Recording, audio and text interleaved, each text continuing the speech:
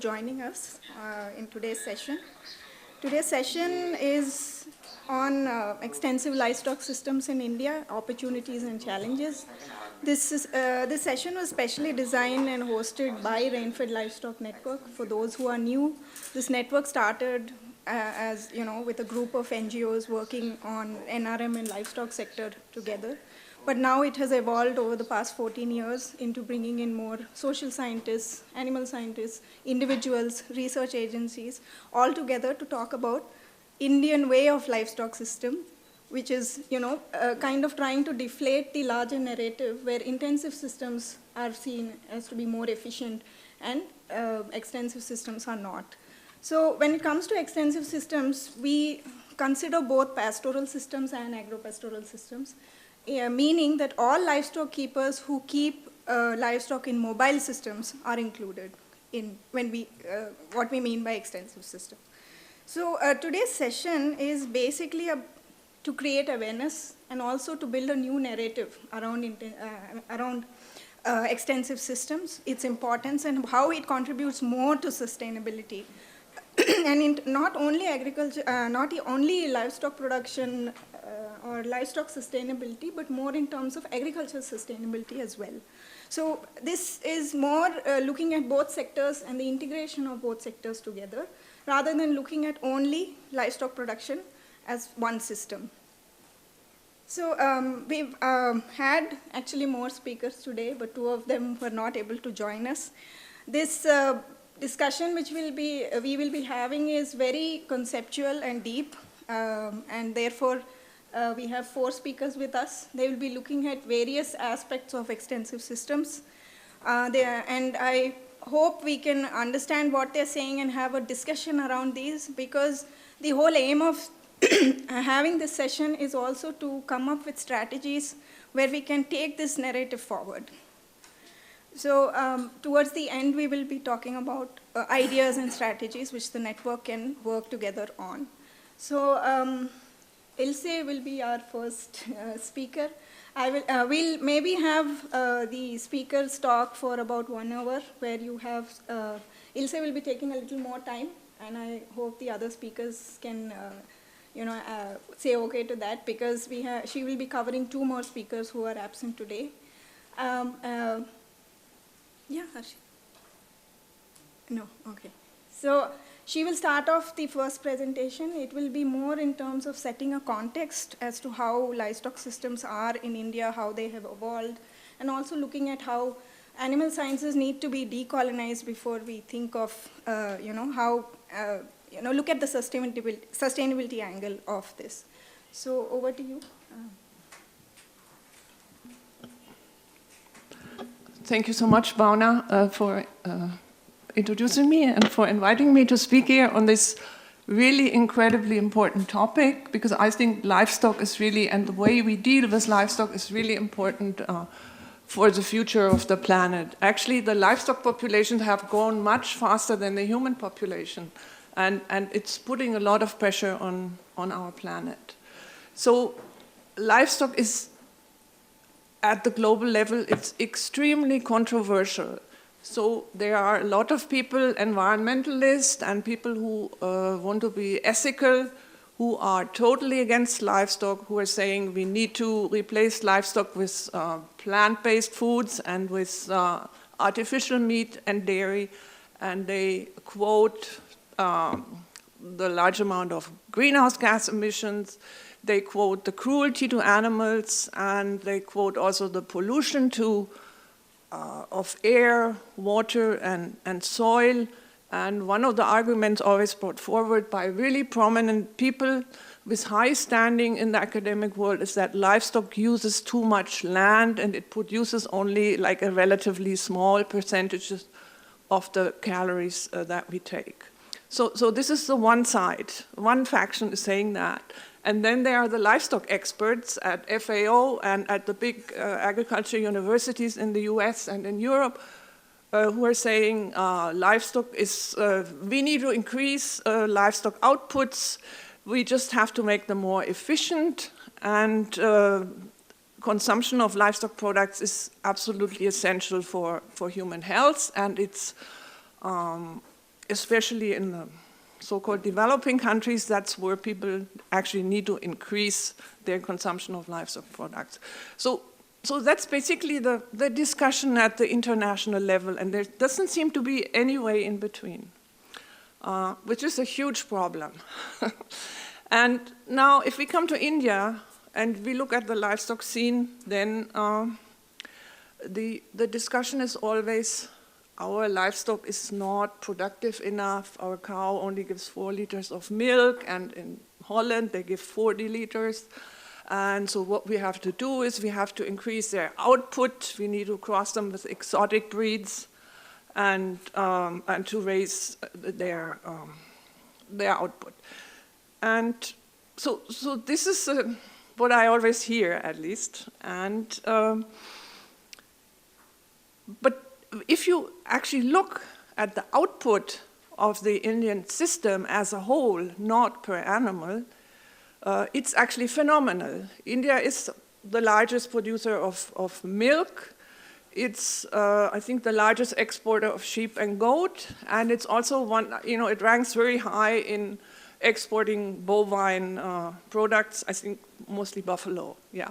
So, and it's doing this even though it has a relatively small land mass. It's like only the 7th in the world. It's very densely populated, and still with all these unproductive animals, it's a major producer, maybe the biggest livestock producer in the world if you look at it completely.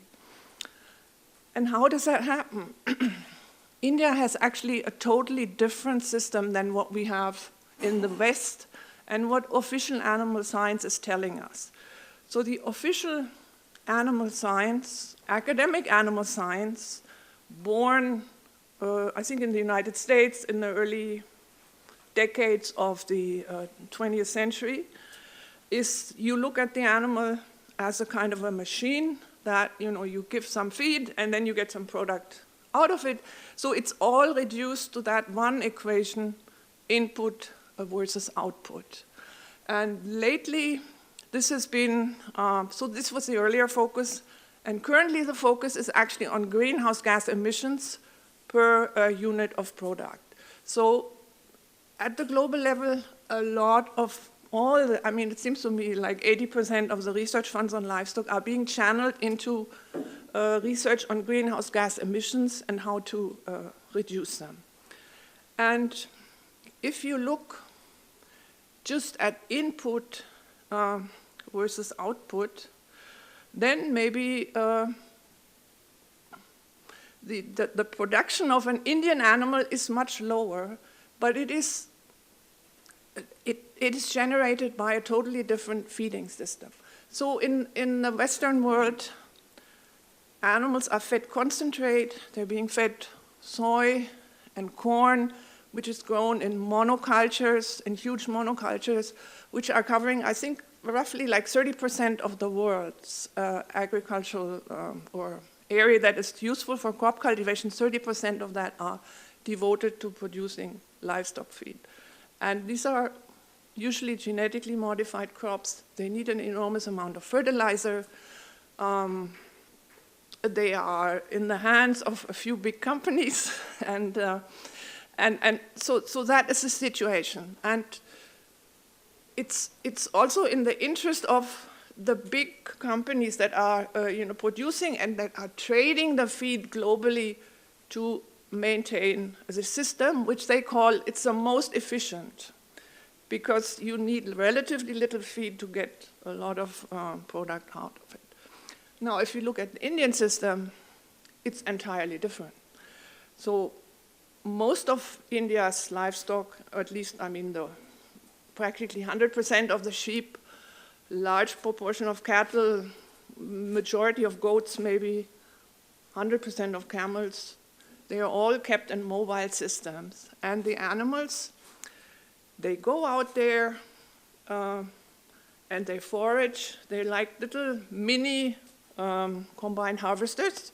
They go everywhere. They climb up the Himalayas. They swim in the ocean to eat some mangroves like the buffaloes do. They are on roadsides, sometimes tied up. So any kind of conceivable biomass that is available is being harvested by these animals. So this system is based on A, mobility of the animals. They walk to their feed. They're solar powered.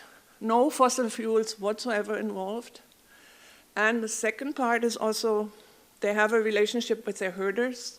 So herders, they listen to the herders. I mean, there's a dialogue between animals and people deciding where to go and where to graze. I know this because I'm co-owner of a medium-sized camel herd, and we have a herder. And he does guide the herd, but sometimes also the herd says, no, we don't want to go there. We want to go in the other direction. And then they go. He listens to them. He follows them. So animal intelligence is a big, important part, I think, of the Indian system. So the other advantage of the Indian system is that the animals only eat natural vegetation or what is left over from agricultural, cultivation, crop byproducts. So again, I mean, there's also no fossil fuels involved in the production of their feed. Plus, the biodiversity doesn't go through that stage, of being wiped out and then replaced by a monoculture. So it's really a brilliant system. These are brilliant systems. And they're also very good from the perspective of animal welfare. Because the animals can move around. They are in their natural social setting. They're usually like herds of female animals with one male animal. The babies, the young animals, are together with their mothers. They're not separated in the camels. The calves are not separated for milking or anything like that. So from the animal welfare perspective also, it's not 100%, but from most angles, it's a very positive system. So this undermines also that narrative, that global narrative that livestock keeping is cruel. It doesn't have to be. And another interesting thing about the Indian system is that it's oriented at making maximum use of the available biomass, and people, they walk with their animals for large distances. But also the number of animals is adjusted to the availability of grazing. If there's no grazing available, I know it from the Raika and Rajasthan, they stop. They don't continue herding. And also the productivity, also goes down. The animals, if they don't get enough to eat, they get sick and they don't reproduce properly. So there's a natural adjustment between the available resources and the number of animals. So this whole overgrazing, am I talking too much? No, you can speak for 2 more minutes. Okay, yeah. So, yes, thanks for that. Yeah. So what I'm saying is the Indian system, it's in line with planetary boundaries. It doesn't exceed them like the intensive livestock systems do. It makes use of the available biomass. There's a balance between plant and animals. And also the animals play, this is another, I have to mention that. So they don't just eat the available biomass, but they also produce manure, which is an incredibly important fertilizer, and they deposit it right there on the field. Again, you don't need a tractor to fertilize your field. You don't need to invest in chemical fertilizers. It makes a huge difference to soil fertility to have it organic rather than chemical. I've heard this also so many times. So the Indian system, this of mobility, close relationship to animals, adjusted to planetary boundaries, it is actually the way of the future. And this is the narrative we have to change. This is the way how it should be to be ecologically sustainable and to carry us in the future. And it's a model that is good for the animals, for the environment, for crop cultivation, and it's also good, I think, for the quality of the products, because the meat and the milk you get out of these systems, it has a totally different composition than what you get out of an intensive system. Okay? Thank you very much, Ilse, and I think she very succinctly put all the different features of Indian extensive systems, I would say, and it basically sets a context for us now. And I would like to take one or two questions if you have. I see a lot of youngsters also on board. Would you like to ask the speaker any questions? Any clarifications is also okay. Otherwise, we move on to the next speaker.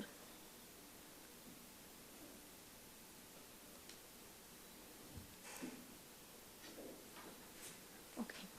Yeah. So just to support the kind of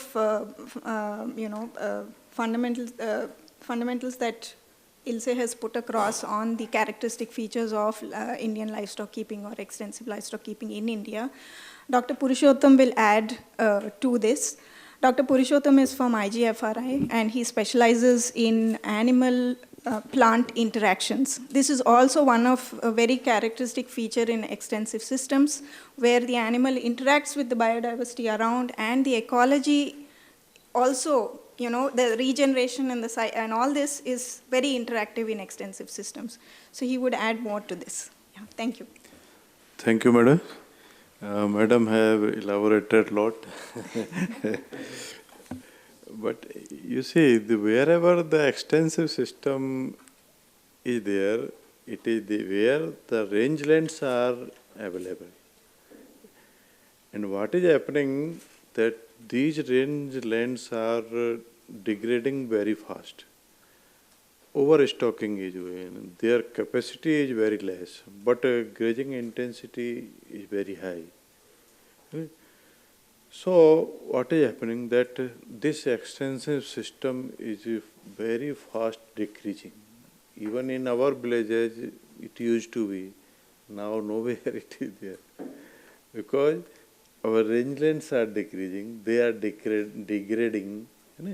So this is happening. So if in these areas it needs lot of technical interventions for the rejuvenating these rangelands in terms of managing the grazing systems, seeding of the grassage, improved grassage or plants, cut and carry system. And more important is community participation. In some of the commons where the community is managing these, they are managing it very well. But it is not happening with most of the commons. And another important dynamics is changing is the livestock population dynamics. You see, the male animals are becoming more and more useless. Because machine have replaced them. What to do? Farmer what will do with these male animals? Similarly, extensive system, the production was very cost effective. No input was needed. But that is not sufficient to meet the requirement. So farmers are leaving more and more cows on the roads. They are all from extensive system. So this need, and another change in livestock composition is that whatever the non-descript animals, means the animal who doesn't fall in any particular breed, are being replaced by the recognized breed. The recognized breeds, they are improved animals by selection or grading, by any breeding method. And they are fast replacing the local animals who were well adapted to that agro-ecosystems. Crossbreeds are being replaced. Even this Murrah buffalo is being replaced in various areas. All these need inputs. Another thing is that in extensive system, whatever the livestock produce was, definitely it is better than in terms of the quality. But our requirement is of quantity also. So we need to provide a lot of technical inputs to this extensive system to increase the fodder availability, forage biomass availability, है ना? And with this we can say that intensive system is also equally needed to meet our requirement of the population, and extensive system need lot of technical support to sustain it. Thank you. Hmm. Thank you, Professor. I think one of the main points he raised, and I would like to also. Mike. Yeah. Thank you for your talk. And I think he raised one very important point, which is also important for the narrative that we want to build, is extensive systems need land commons, and they need common property resources. And common property resources, like he was saying, with various technologies and all, we need to think of ways and means of conserving and protecting and rejuvenating these lands, because without these lands, then the biodiversity and the livestock breeds and all these connections tend to disappear. So one of the thing which is emerging right now is extensive systems are definitely more sustainable, higher quality produce, but do we need that much of produce is also something we need to think about. We are producing enough, but we are not. Maybe do we need to look at some other angles, like do we procurement, value chain, storage. There's also a lot in post-harvest technology space that is not being looked at. So, I mean, these are some of the things that I'm throwing up that we would need to look at, and how can we build this narrative for extensive systems. So another facet of extensive systems is traditional knowledge. And this is a space that many don't know about. And a few of the things Dr. Ilse has already kind of talked about, like how the livestock keepers listen to the animals and animal intelligence. So on some of these aspects, Dr. Balram Sahu will take it forward, and he'll speak about the traditional knowledge systems around extensive systems in India. Good afternoon, everyone. At the outset, I express my thankfulness to FES, RLN network for this extending my invitation to be here. I am, as a veterinary scientist, I am working since last 23 years on indigenous traditional knowledge practices in livestock rearing. It started in 1999. We had a small plot in our house, in front of our house. How it began, the interest in me. We planned, my wife and myself, we planned to have spinach. So we brought best spinach seeds. We sowed it. But there was hardly 10% germination, 10% only. We saw that ants and white ants, they are taking away the seeds before they germinate. So next time we brought also the pesticides by giving 500 rupees to the market people, and we showed it. By that 30% only germination happened. I was perturbed. My household maid servant, she told me, this time you leave me, I will show you. And she showed that spinach seeds, there was 100% germination. I wondered what happened, how could you do? With equal amount of, rice flour and seeds mixed together, sown and irrigation given. White ants and ants, they came and they take away the soft target, that is the rice flour, leaving the seeds to be germinated within 2 days. There was 100%. This is traditional knowledge. This is ITK. This is ITK in agriculture, and it is very powerful. On the other day, I will tell why ITK. ITK actually is being practiced by millions of people in their millions of hands through thousands of years. They need only small inputs, low-cost inputs. You see, 500 rupees of in pesticide that didn't work, but a handful of the rice flour, it worked so nicely. It is low cost. And also, it is available on the doorsteps or inside your house. Second thing, it is pro-women. It needs no special education to execute. And it is also climate resilient. When you have pesticide spraying, you need to have no more of irrigation and other things. But when you give this ITK based, there is least. And the other day, I got a telephone from 300 kilometers away from my house. The lady told that, sir, my cow is giving 10 liters, but she is having diarrhea, loose motion. I had spent 5,000 rupees. What to do, sir? All have failed. It is not being stopped. From 10 liters, it has come down to 4 liter milk. Can you say something? I told her, you just give curd and hartki or harda or harra. 100 grams of harra, 100 grams of curd. You together give it. The next day, the telephone came, sir, my cow is recovered. There is no diarrhea. This is the power of the ITK. Why it worked? It is not that it is not scientific. It is scientific. There is in the Terminalia cebula haritki or harra, it contains cebulic acid, which is antibacterial, antiviral.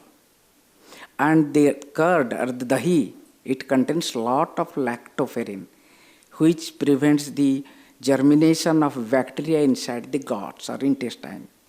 People were doing it since time immemorial. My grandmother's grandmother was also, they were doing it. They are using curd while there is loose motion in cows. Now we are validating it with scientific values, why and how it worked. So this is the power of the ITK, which has no side effects and which is low cost, and it is more importantly, it is pro-women, any woman.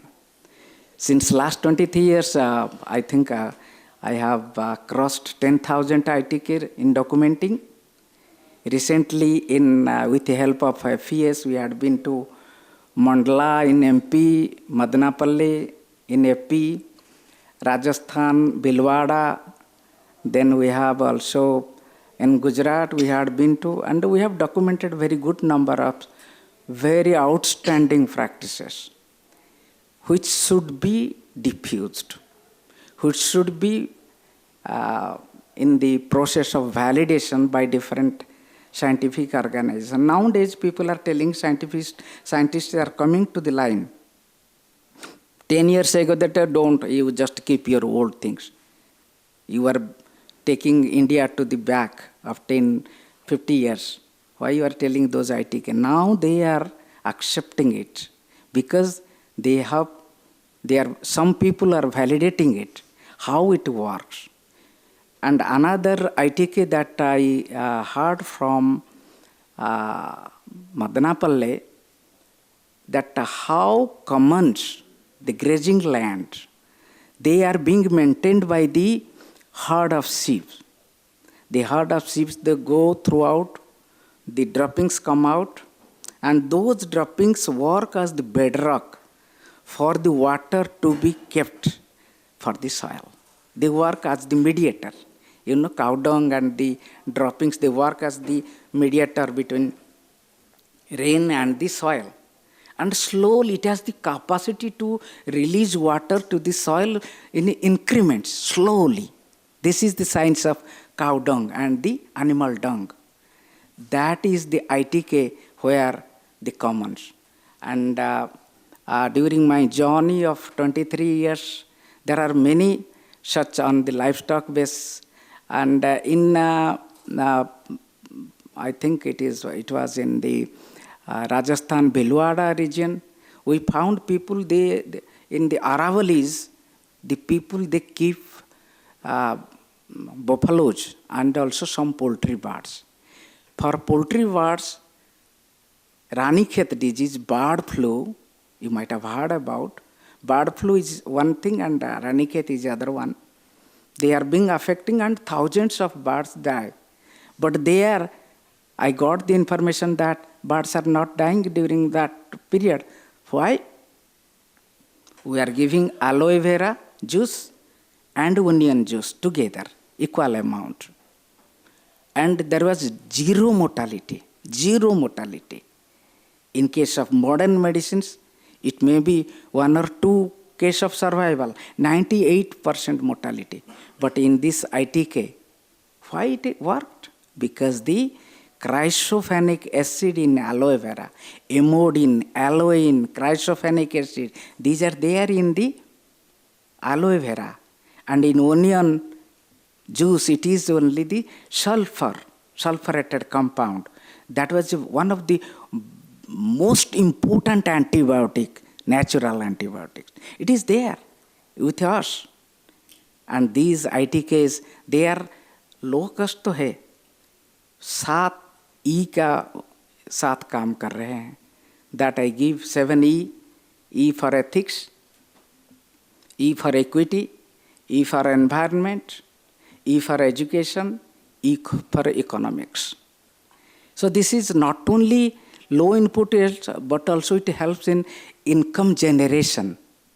So ITK should be propagated, and what actionable outcomes is that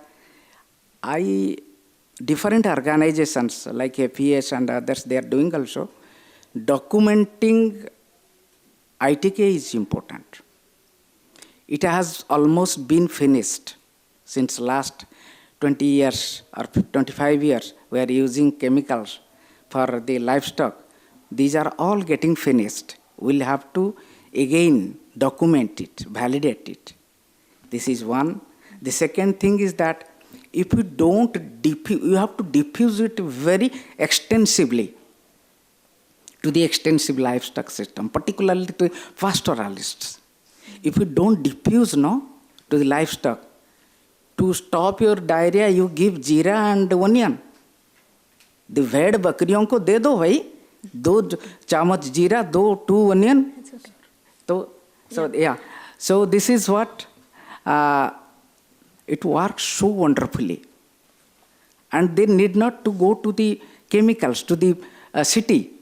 He is grazing his livestock in the top of the mountain, in the forest. Where will he get the medicine for his the diarrheating animals, sick animals? So these are the remedies, ITKs, those who are powerful, and it should be extensively diffused to the people, to the livestock keepers, to the herders. And for that, extensive documentation and extensive diffusion, it is required. If you don't diffuse it, the companies, you are always against companies. Those companies, they will come up, take the ITK, make products, and give the same product to the pastoralists on a higher price. I am feeling bad that I have to stop you. Your presentation is extremely interesting. So this is what ITK should be 2 actionable things, that it should be extensively documented by different organizations, validated, and also it should be diffused extensively so that the pirating companies, they don't cheat the people, their own product, giving them in higher price. Thank you.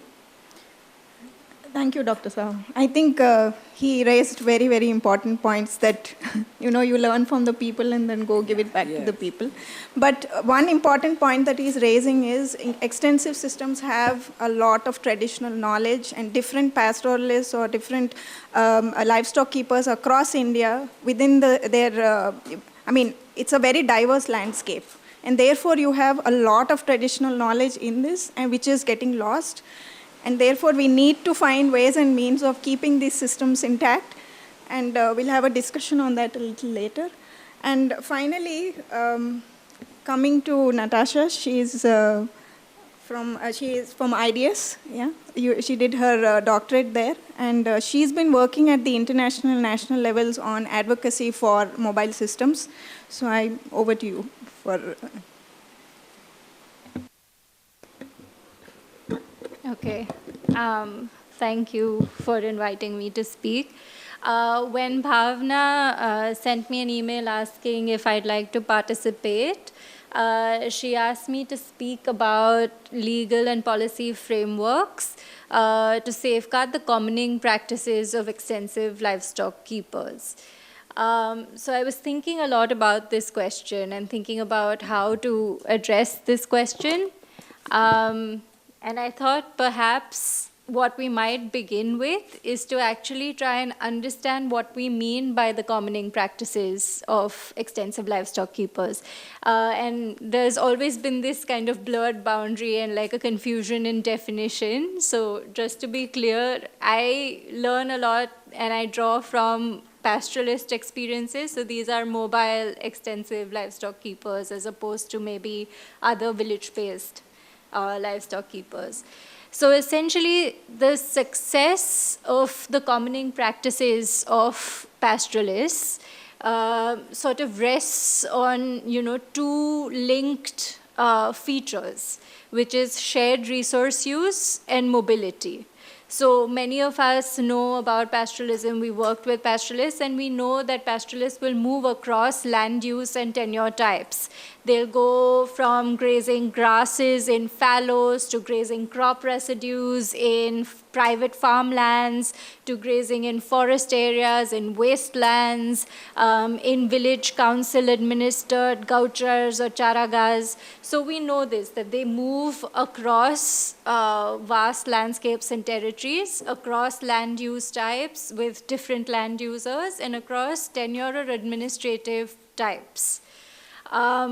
There is a complex matrix of different economic, social, environmental conditions at different spatial and temporal scales that sort of helps them define when and where they should go at different degrees of predictability and unpredictability. So, there might be some pastoralists who go year on year to the same place at the same time. There might be others who go to different places at different times in a pattern that keeps shifting year on year, within years, and across long time periods, right? So unlike, let's say, bounded, fixed, even discrete parcels of land, pastoral commons are actually porous. They are fuzzy. They have, hybrid governance systems. They, are used in concurrent, in overlapping, in periodic, in collective ways.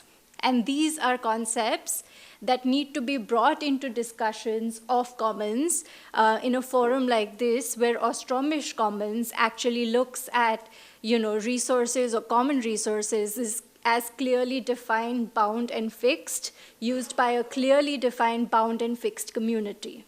This is not always applicable in pastoralist systems. So that's one of the entry points. And this is why I think what was interesting about the question you asked was about commoning versus commons as something that is a tangible resource out there, but commoning as a practice, as a process, as a relationship that extensive livestock keepers have with land and land users, right? So that's how I think of commoning for extensive livestock keepers. Now going into thinking about legal and policy frameworks. So there are two things, right? So there is international development instruments, guidelines and frameworks that can help support legal and policy frameworks at the national level. And we can speak about a bunch of these, right? So like, for example, the foremost, let's say, international policy instrument that I can think of is the VGGT, is the Voluntary Guidelines for the Responsible Governance of Tenure for Land, Forests, and Fisheries in the context of national food security. That's the full form of the VGGTs. But the VGGTs has been endorsed by country governments as an guideline to think through tenure issues for farmers, pastoralists, extensive livestock keepers, and others. Within the VGGTs, there are several technical guides. There is a technical guide on the commons. There is a technical guide on improving governance of pastoral lands. And there are other technical guides as well for forests, for securing land tenure for women and men, and others. So that's an instrument that is used also by different policy processes. For example, in 2019, there was a decision by the UNCCD, which is the United Nations Convention on Combating Desertification. And the UNCCD's decision said that land tenure or securing land rights is central to combating desertification, degradation, and drought, very relevant to pastoral contexts. And now they've come up with integrating the VGGTs into the framework of the UNCCD. And the indicators that will determine how far we're achieving what the UNCCD wants to achieve will come from also the implementation of the VGGTs at national level.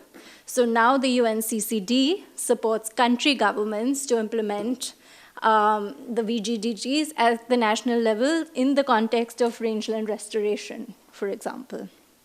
So these are how international policy instruments are used by country governments and can also be used by the Indian government. There are also certain guiding documents. So for example, when I was at the FAO, we worked at two documents, one called Crossing Boundaries and the other called Making Way. Crossing Boundaries was about legislating for pastoral mobility across countries. And this has been also relevant in the case of, let's say, East and West Africa, where the regional policy bodies, ECOWAS in West Africa and IGAD in East Africa, where they've developed transhumance protocols, allowing pastoralists to travel across countries, not only within. Making Way, on the other hand, was about legislating for pastoral mobility domestically, and what principles can guide that. So for example, countries like Spain. Spain has 8 livestock corridors called the Vías Pecuarias. The Vías Pecuarias are safeguarded by the national government, and there is a whole lot of legislation on how that's being done, and what that means in terms of rights of livestock keepers. There is also another FAO guiding document called Making Variability Work, on which Ilse has also worked. Yeah, and it's a very good document. And that offers a lot of guiding principles as well. There is an IUCN document on minimum standards and good practices that also offers guidance. So these are all international instruments that can guide national level policy. But essentially, when I was thinking of, let's say, features or important principles that could be incorporated into policy and legal frameworks, these are some of the ones that I came up with. We should have a rights-based focus. So, speaking about safeguarding commoning practices also means recognizing the rights of extensive livestock keepers and pastoralists to those common property resources and to those practices that make possible the sustenance of the commons. These rights have to be enshrined both at the individual level, which means also including women, but also collectively. Oftentimes, our rights-based language is directed towards an individual and not necessarily to collectives. And so there needs to be this definition of what it means to be, rights holders as individuals, as households, and as communities. The second is flexibility. We've all spoken about how pastoralists need to move and need to access different kinds of grazing resources for them to be successful. And this also means flexibility not just now in current conditions, and current conditions are already variable, right? We already have each year different rainfall patterns and things like that. But it also means imbibing flexibility within the language of the policy and legislation for the future as well, where we anticipate that uncertainties will become more and more intense. And we know that there needs to be then a review mechanism inbuilt within the language, within the clauses of a policy, that means that that policy is reviewed periodically and therefore continues to enshrine that flexibility. The third would be institutions. So, we've already spoken about how pastoralists have a lot of interaction with plants, with crops, with crop farmers. There are also governance institutions within pastoralist communities themselves that sort of define how pastoralists use resources. There are governance institutions within the community, as well as reciprocal relationships between communities and land users. And oftentimes, policies tend to disrupt these relationships. What we really need is to have these relationships strengthened, these institutions made to come to the fore of managing these relationships, and really highlighted in policy development. The next is means to an end. It's very easy to say, okay, let's safeguard the commoning practices, let's secure tenure for pastoralists and things like that, but it'll mean nothing if pastoralists can't use those practices in the future. So for example, market development is one aspect that needs to go hand in hand with any kinds of, rights-based or access to resources and stuff like that. Pastoralists will continue wanting to be pastoralists and accessing those resources and maintaining those commoning relationships only as far as they can continue within the livelihood, as far as there is some incentive for them to be practicing these things. So there's a whole host of, initiatives we need to take to buffer or make sense of these kinds of rights. And maybe the last one, and the most important one, I'd say, is to incorporate pastoral voices more and more. What kind of mechanisms can be developed? What kind of platforms can be developed? What kind of, groups and strategic advisory committees and all kinds of things can be developed that have pastoralist representatives, that have voices from the community, that have more and more participation, both from men and women and young people. So these are things to think about. In the context of India, I think we have a few things going on, right? So we have the FRA, for example, which speaks about recognizing the rights of pastoralists to forest resources. We have the Supreme Court judgment on the commons. We have all of these, Charagat, Charyan, Gauchar policies. All of these continue to be from the perspective or approach of that parcelized piece of land. What can we do to shift that? Is there a way to also think about from the perspective of the person? And I know that there are people here, for example, Ilse, I know, and others, who have worked on amendments. There is a team at CFP that's been working on amendments to the FRA. There are people who worked on livestock keepers' rights as people's rights ahead of, the resource in itself. So what are these ways in which we can start thinking about putting forward pastoralist practices? Thank you. So thank you, Natasha. I think she set the course for the last 15 minutes really very well. She's raised a lot of questions, and one of the objectives of this session is also to come up with ways and means or strategies of how do we take this narrative forward? How do we build more, people to, not only Okay, I've forgotten what I want to say. Basically, what could be the strategies in terms of the, I mean, they've raised several points. One is on traditional knowledge, one is on the efficiency of the system, which has not been, talked about or even studied. Then there is an important aspect of balancing both extensive systems and intensive systems because land use is changing very rapidly.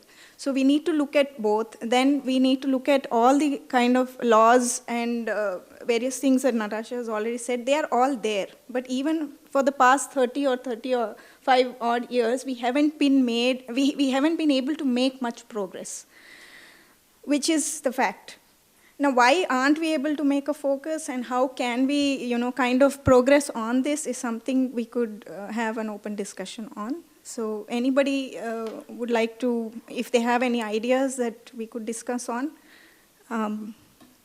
please let me know. Yes.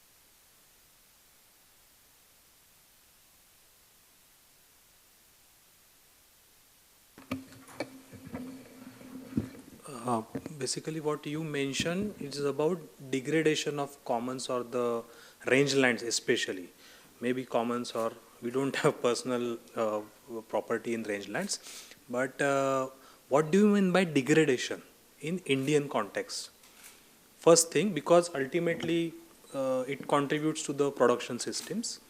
And is there any policy from the government to strengthen the narrative what Bhavna just said? Actually, degradation means I'm telling in terms of technical aspects. For example, the grass resources, grass vegetation almost degrading. Means there is a loss of vegetation there. There is a loss of soil properties. Runoff is increasing. All this is happening due to overstocking. So this, in this context, I am telling it degradation. And government policies are there. Several initiatives government is also taking to restore these systems. And some of the grasslands are very well restored and being sustained. Another one issue is the invasive species are being introduced in these rangelands. And these species are very phytotoxic in nature. They remove all other species. So these issues are degrading these rangelands. In some Overall narrative is like, I will clearly say that overall blame is on the livestock keeper. Overgrazing, carrying capacity, and they carry the invasive species with them like that. No, it's So, not. You we cannot say. basically, no, I'm not It's blaming not that a what you blame said. is on not on livestock keeper. Blame is on others are also. Lot of initiative, whatever new industry is coming on these Exactly. lands, whatever roads are being on these lands. So, not blaming anybody. No, I But, think the The point whole here is... narrative I am Yeah. saying, the whole narrative in the country is like that. It is the mistake of livestock keepers, not other policies which are basically bypassing the process of sustainability or the concern of people. Even conservation part also. No human conservation policy we have. Everybody is running behind tiger. And even in the commons, we are not considering forest rangelands. We are only considering the revenue department's common lands, what we call Charaga or the Gochar Bhumi.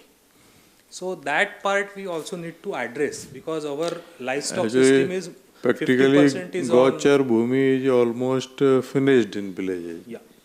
Where it is now, it is almost it has been enclosed or used for some other purpose. So now the whatever grasslands are basically on the common property resources, means extensive type K or usually they are on government land or forest land. Forest land. Forest land. Okay, just a takeaway from this from this discussion, it's a contentious one, but the point is how do we kind of this degradation narrative. How can we change this? What should we do to change this? That livestock grazing or overstocking, if you put, I was just discussing with Milind also today, he's also there, I hope you can support me a little bit, that the land under agriculture has increased. There is very less land, below 4% as per statistics, under fodder cultivation. It is almost stable. Yeah, that is stable, exactly. That land net sown area is almost stable. Stable. Then land under common property resources is continuously reducing. Yeah.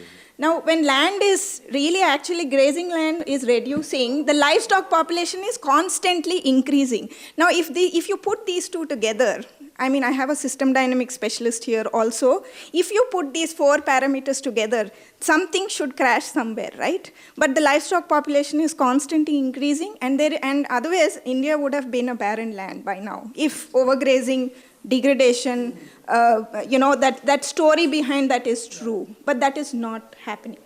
Now, if that is not happening, that must be something behind extensive systems that we are not looking at, or even studying or building evidence for.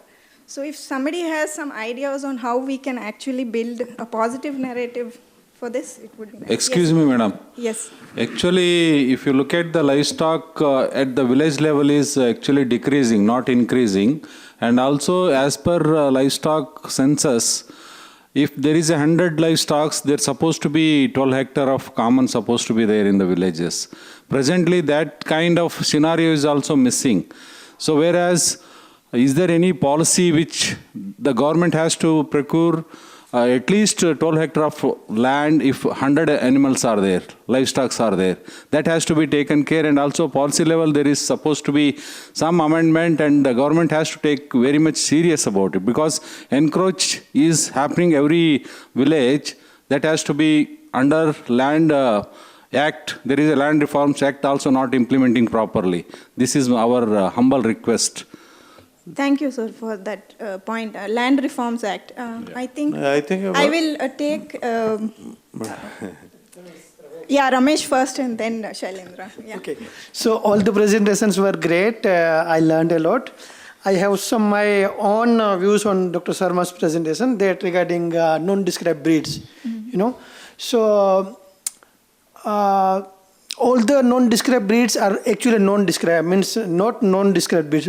They are well described by the communities. And we should not encourage and say like that all the non-described breeds should upgrade with the described breeds. For example, last 10 years, NBGR has registered around 90 new breeds, including Bunny Buffalo, Kharai Camel, Sonari, Poda Thurpu. So 10 years back, all were the non-described breeds. And should we have upgrade those all breeds with other registered breeds? Is it okay? Means, what we should. NBGR has now taken a mission mode program based on our recommendations and suggestions.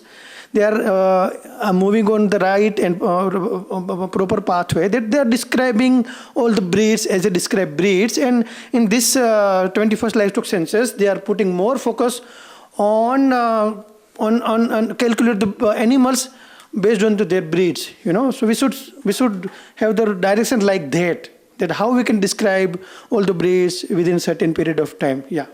Thanks. Taken, the narrative should not call any breed nondescript because it hasn't been described. So that is the takeaway for this session. Yes, Shailendra. I would like to draw attention of the House on 2 issues. First of all, the term wasteland is very tricky word. All the grazing areas and other, whether we call it pasture, even orans in Rajasthan, sacred groves, and how systematically these lands are being diverted for different purposes. Ilse might be knowing very well. In Jaisalmer, huge chunks of oran land are being granted to companies to put solar plants and wind power plants. So, and hundreds of hectares of land, which used to be the prime grazing land, that area receives 100 millimeters of rainfall, My friend Sumer Singh always, I think, and communities trying their level best, religious bodies, but see, this is how, and it is very easy to take away the land from the livestock graziers, farmers, and all are not pastless. In South Rajasthan also, the system is same. We don't have pastless. Pastless pass through seasonally, but our all livestock breeds are not raised to be stall fed. At certain point of time, they need, particularly goats and all these animals, need to take for the grazing. So, how much grazing resources are available, that should be documented in each district. There has to be a report coming out as we have census. And livestock census we have every 5 years, but how much grazing resources we have across the country, it should also be mentioned in that census. Second, I think the issue of declining livestock trend, because in Western Rajasthan, the camel population is now in just thousands. Nobody is talking about that. That is, and what kind of ecological repercussions it may have on the overall desert ecosystem, it is not known. On the germination of species, on the regeneration of tree species and all.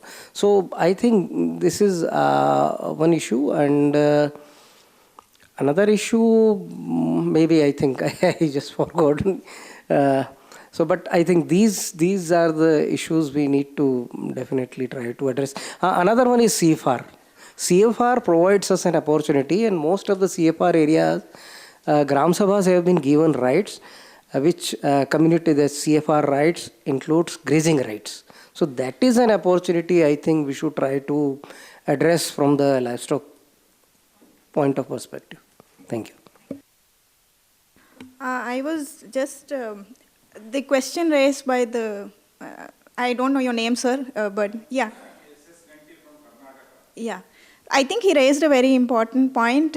Maybe we could have a little more discussion on that. He says 12 hectares of land per village, is it? Per 100. For 100 lives. But sir, again, this is on the carrying capacity kind of model, but for extensive system, carrying capacity does not fit, because like Ilse was explaining, there is something called as animal intelligence, and there is also mobility within the system. Yeah. Yes, Rahul. I think that clause is across many states. Now, the science behind it is wrong. We all understand carrying capacity and all that doesn't, so what you'll say, it doesn't really matter in this kind of mobile systems. But for example, when we were working in Rajasthan, so there are different categories of land, and certain categories have greater amount of tenural security. So, for example, if you need to move lands from wasteland category to pastures, which are somewhat more under the custody of Gram Panchayats, then you can use those kind of clauses to do that. Now, those provisions are there to which will not solve all the problems, but at least provide certain space to communities to answer that. So, I think we need to revisit also the clause in terms of what amount of land is required, but I do not know. But at least there is a starting point in terms of how you can move certain categories of land to a much more safer tenure system. Yeah, I actually really like the suggestion he's given. I think we need to find more of such, laws which will favor us bringing land back under commons and making it available for grazing. Yes. Whatever land was encroached, it has been recovered. And every panchayat Gosala has been established. It's working well in UP. I think MP or Rajasthan also working on this model. Yes. I think, do we have more time? Okay. Yeah. You needed 5 minutes, right? Okay.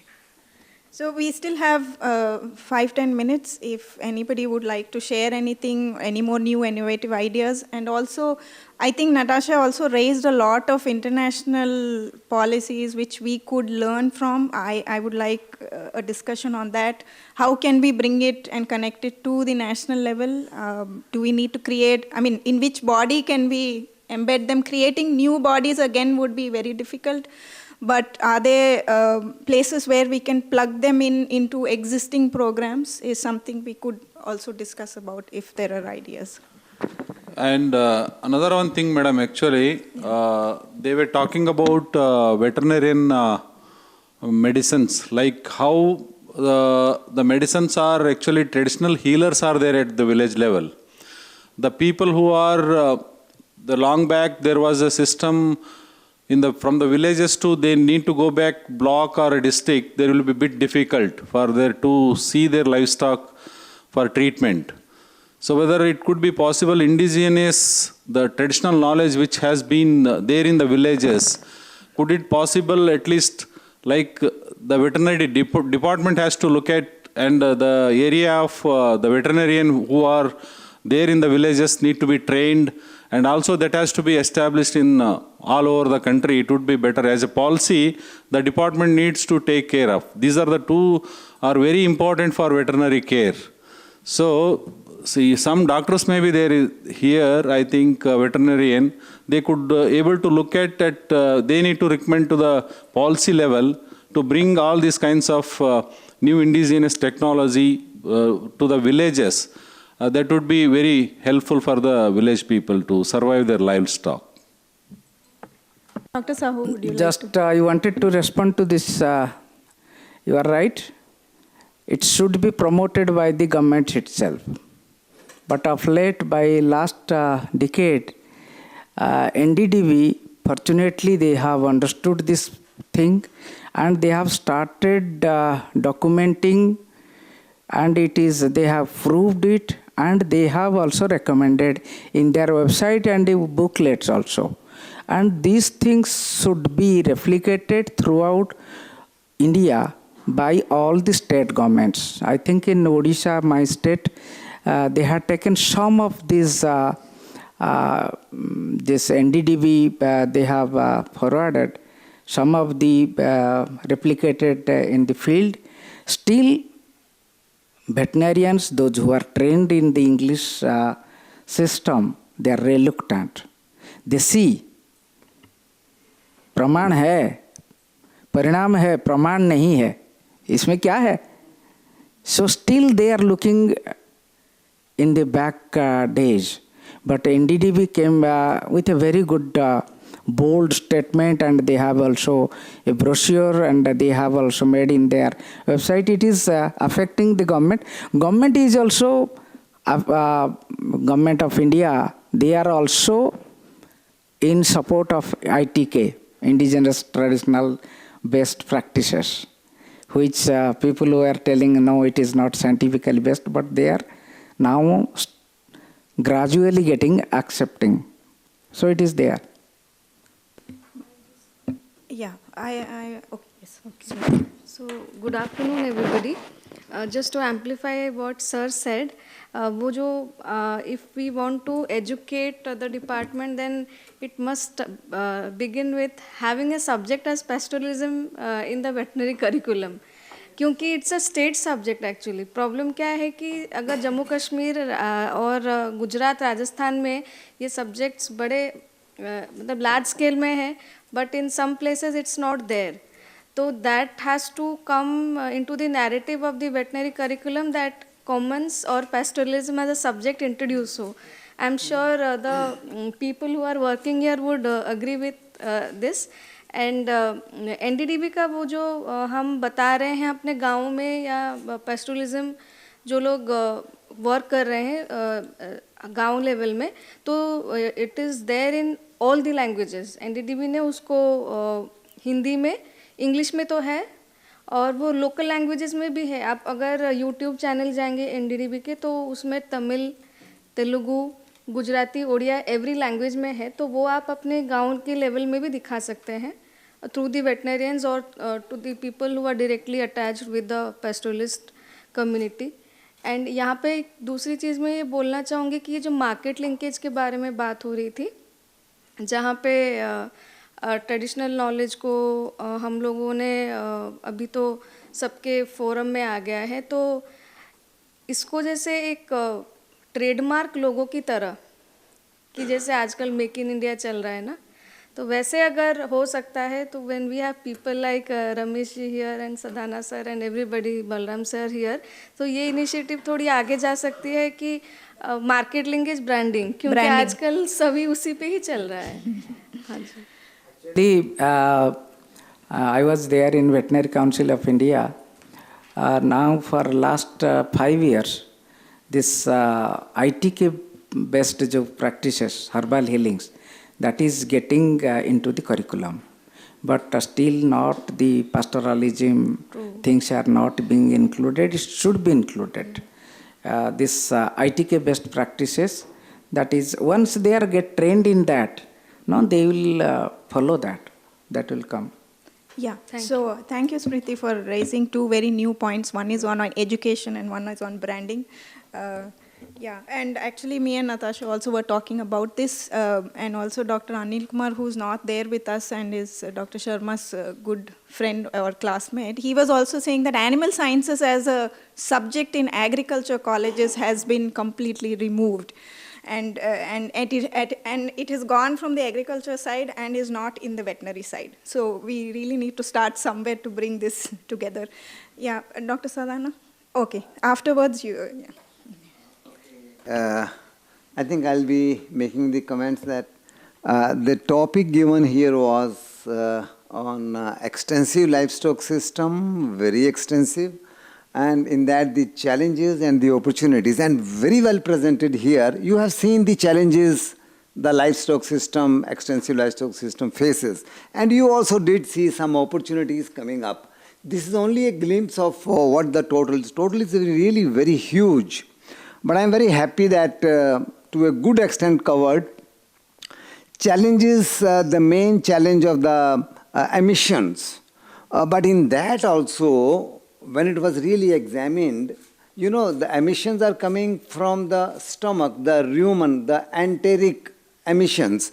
And that is around only 39%. Initially, when the long shadow, a book which came, which told that livestock are bad.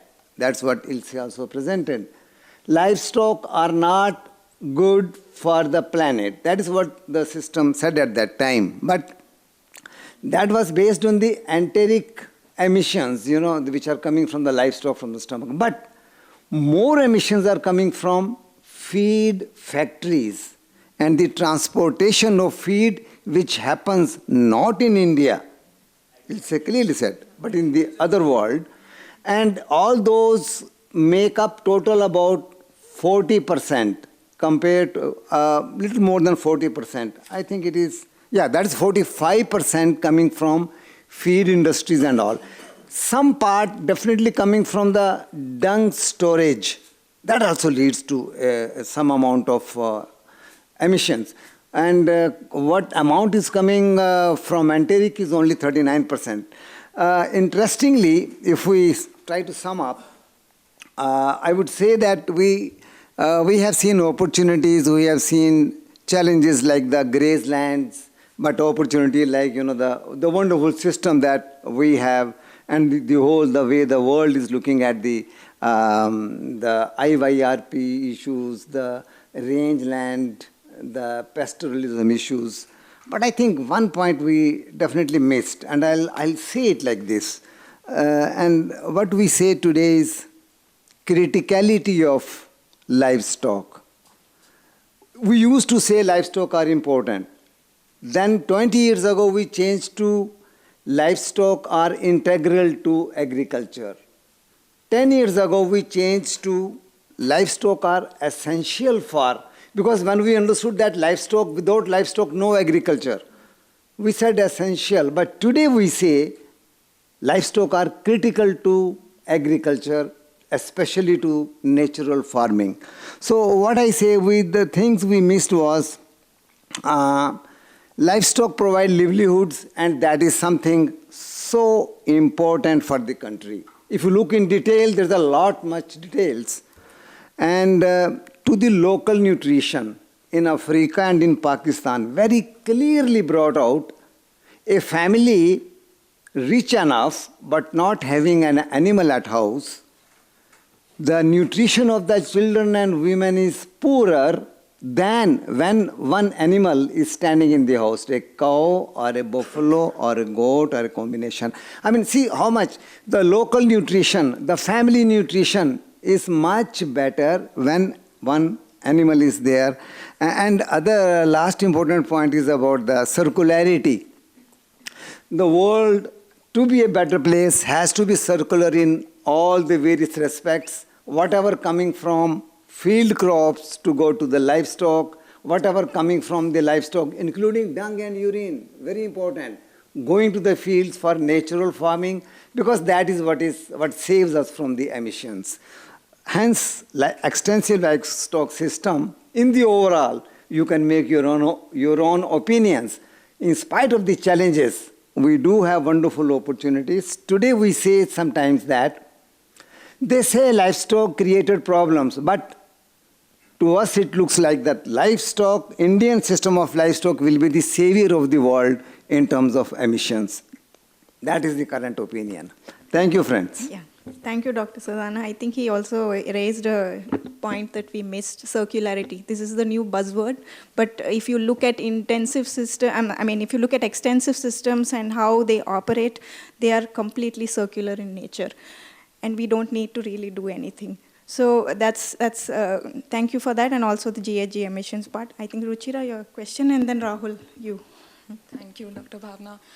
So I'm Ruchira. I work at the Council on Energy, Environment and Water. We are a public policy research think tank, and we have been looking at the dairy sector primarily, also working in Madhya Pradesh, where Dr. Sharma has helped us quite a bit.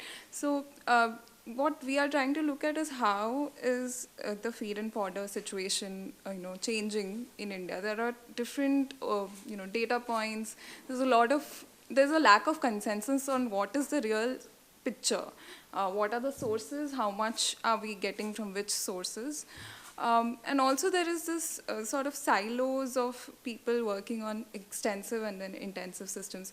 So my question to the group would be, how do we bring people together, and how do we look at improving the data quality and availability on measuring our feed and fodder resources and then reconciling it with the livestock population? So very open question maybe. Thank you, Ruchira. I think even I was thinking about that we didn't talk about what kind of research is necessary, and I think you gave the point for that. We'll take one more question and then we'll close the session. Rahul was waiting. After that, I'll take you. Oh, you want to answer? Yes. Okay. Actually, for livestock, always we think in terms of dana, those grains, those who are human use. But another thing that very important is the crop residues and the products from the commons. I had been to Madanapalle, where I could see the products from the commons, from the forests, from the grazing lands. When it is being dried up, they cut it, take it to home. They add some jaggery, some curd, some salt, make it value added, which there is increase. This type of intervention, small skills, छोटे छोटे नाम बड़े बड़े काम. These things should be incorporated in feed and fodder. Not only that, Professor Sharma is here. He has a lot of experience and research in grassland and others. But crop residues, we should not leave at its own place. It should be value added. Can I just add a sentence, very brief? So, I mean, for one, I mean, the resources, the fodder resources, they also fluctuate from year to year, you know, depending on the amount of rainfall. But the good thing about the Indian livestock, again, is, I mean, it is adapted to deal with scarcity. It's not like an exotic breed that, you know, that needs a definite amount of calories every day. But they can deal with, you know, with lack of feed. That's an important point. Just one thing I would like to say or ask is, what gets measured gets valued. That's what we've been hearing. And how do we then bring, you know, these considerations to the national surveys that happen, the, you know, livestock census or the integrated sample survey? Is there some conversation already happening at different levels in the government with statisticians? If any of you are aware of this, and we can take it forward from there. Actually, that is the problem. This is not understood and therefore not measured. So we have to really start from scratch in terms of what are the new indicators that we need to measure, and then how do we put them into the processes. Because the dominant narrative is that we need to increase the production. Here we are not looking at production, but we are looking at we are not maximizing, we are looking at making it optimal. So that's the difference here. Rahul, your question? No, not a question, but I was thinking about when you were talking about how do we shape the narrative and what are the strategies going forward. So one suggestion, and when I met Ilse first said, okay, the old gang is vanishing. Huh? So, yes. So I think the point is somewhere that Sadhana, Ilse, Kamal, Punendu, I think there is a need for one suggestion. We have been reading about livestock, long shadow. Can we go for another livestock story which says from livestock long shadow to the promise of livestock or something else? Something else. Basically, what we have right now is two dominant stories. There is one story stuck in mind that we need a very productive, efficient system. Still, in India, we need that, and so forth and so forth. The other story is that we need a much more mobile system which caters to the uncertainty and everything. And two different viewpoints, two different stream, and then there is all khichdi beej mein, where everything is being tried and everything is being pursued. So somewhere we need to, based on the experience of Rainfed Livestock Network, Life Network, I think there is a need to consolidate these stories and really talk about that in terms of, because I think we are still using the same terms like carrying capacity, overgrazing, and so forth, and we do not have something more authentic to say that, okay, let us go. There are, Natasha talked about some resources which has those elements, but probably one or two. Making variability work was one which. There is a lot of academic literature that has taken the conversation much forward that we can access. So it's not necessarily just developmental literature. We have a lot of resources available to us now. So we need to build on those resources and maybe present a view from an action practitioner, not only from an academic point of view, and maybe a policy point of view. It's more about putting all these different papers in different aspects together and come up with that. But thank you, Rahul. You did my job of summing up today's session. Yeah. We can close, and Pratiti? Yeah. We would like to felicitate the speakers.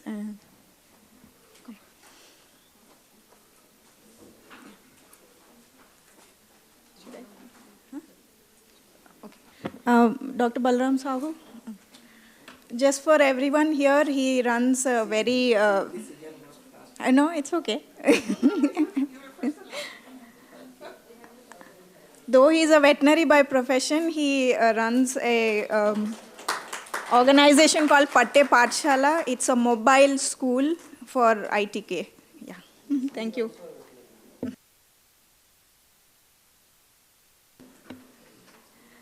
Ilse is the co-founder of Camel Karishma. She does everything to save the camel. Every innovative thing. I think it's an yeah. It's the International Year of Camelids this year. Yeah. One more round of applause. Thank you. Dr. Sharma, please.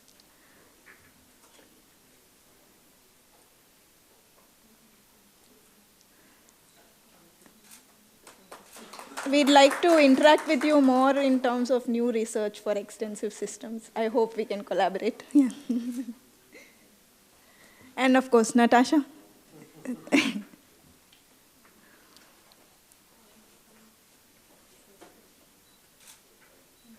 Thank you. Thank you for that.